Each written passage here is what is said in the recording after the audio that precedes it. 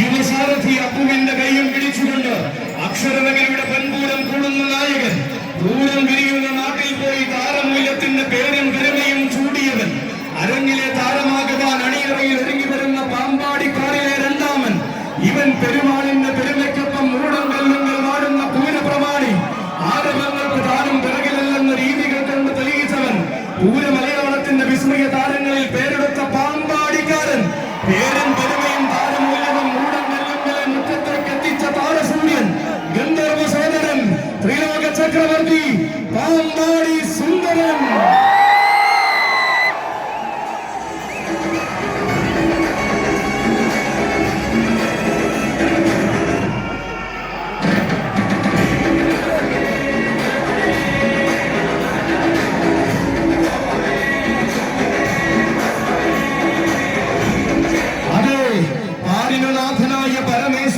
സ്വയംഭൂവായി വാഴുന്ന നക്കരക്കുന്നിലേക്ക് വന്നു ചേർന്നിരിക്കുന്നു പാമ്പാടിയുടെ സുന്ദരൻ.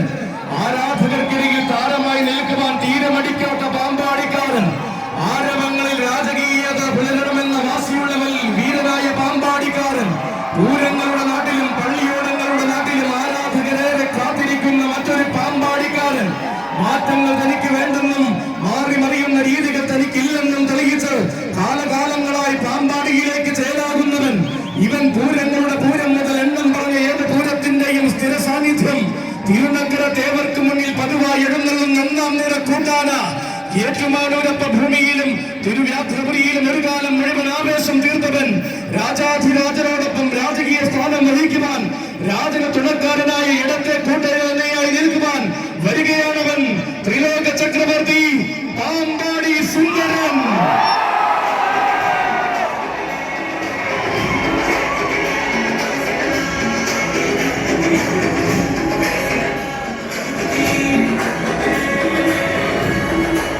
വരികയാണവൻ, ഈ പുണ്യഭൂമിയിലേക്ക് വരികയാണവൻ.